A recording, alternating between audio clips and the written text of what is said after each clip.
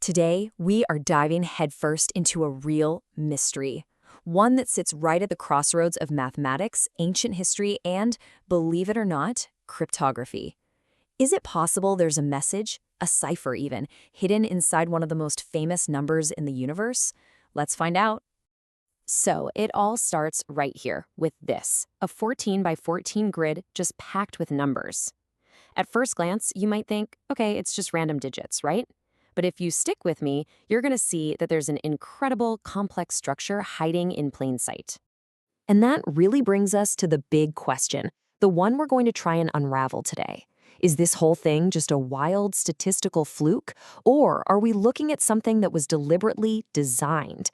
A message locked away, just waiting for someone to find the key. To get started, let's not jump to any wild conclusions. Let's just be observers.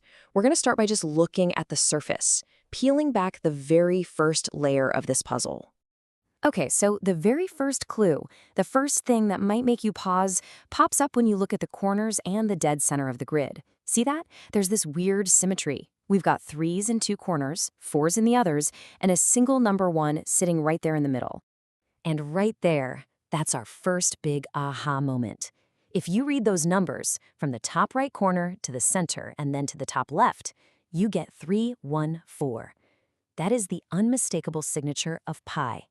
It's like a watermark someone left behind. So we can be pretty sure now this grid is definitely not random. All right, let's keep going, because if that little pi signature was a breadcrumb, what we find next is a giant neon sign. The rabbit hole, as they say, is about to get a whole lot deeper, with a pattern that's even stranger. Now, I want you to look at the edges of the grid. Over on the far left, in that first column, you'll see a vertical stack of 3 1s. Then, on the complete opposite side, 3 5s. And, cutting right through the middle, in the 6th row, you've got a horizontal line of 3 6s. Kind of weird, right? Well, here's where it gets really interesting. Look at the relationship between those numbers. The stack on the left, 1 11 11, plus the stack on the right, 5 5 5, literally equals the sequence in the middle, 6 6 6. It creates this perfectly balanced mathematical equation right across the grid. That feels way too specific to be an accident.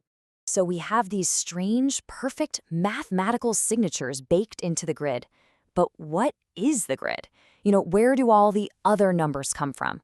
The answer to that is the key that's going to connect everything we've just seen. And this brings us to this really cool idea called a pi spiral matrix. It's basically a way to visualize the endless, non-repeating digits of pi. Instead of just a long line of numbers, you arrange them in a spiral that grows outwards from a central point. And would you look at that?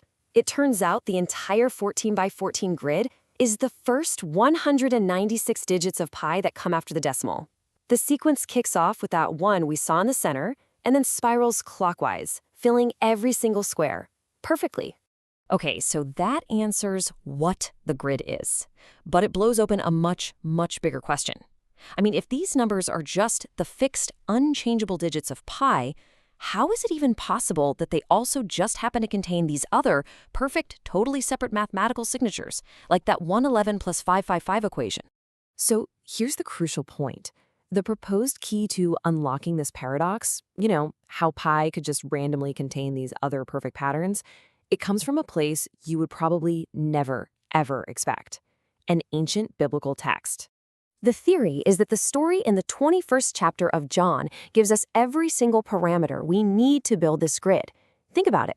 The disciples were 200 cubits from shore. The square root of 200 is about 14.14, giving us a 14 by 14 grid. They catch exactly 153 fish. The number 153 appears right in the center column. The story starts with 7 disciples. Our spiral starts in the 7 by 7 center. And the command, cast the net to the right, tells us the spiral has to go clockwise. The connections are just uncanny. Now, what's really fascinating here is the history. The number of fish, 153, isn't just some random number. It's directly tied to the ancient methods that Archimedes used to calculate the boundaries of pi, and any mathematically literate person from that time would have almost certainly recognized that connection. And believe it or not, it goes even deeper. The numbers 3, 1, and 4 correspond to the Greek letters gamma, alpha, and delta. Spelled out, that's GAD. Now, because Hebrew is read from right to left, if you do a phonetic reversal of GAD, you get DAG. And in Hebrew, dag means fish. It's a linguistic cipher that connects the 314 of pi directly to the fish from the story. So, what are we supposed to do with all of this? After peeling back all these layers, mathematical, historical, even linguistic, we're left with a question that's, well, pretty profound. It's a question about the very nature of reality itself. So let's just recap for a second. We have a perfect spiral of the digits of pi, a spiral that just happens to contain multiple independent mathematical equations. And its structure seems to be laid out parameter by the text of John 21. Oh, and a linguistic cipher just happens to connect the digits of pi to the word fish. And that leaves us with one last, really provocative thought to chew on. If a pattern this intricate, this layered, exists inside a fundamental constant like pi, and if an ancient text seems to hold the key, what does that tell us about the relationship between numbers and meaning? Is math just a tool that we invented? Or is it the source code of reality itself, just waiting for us to find it?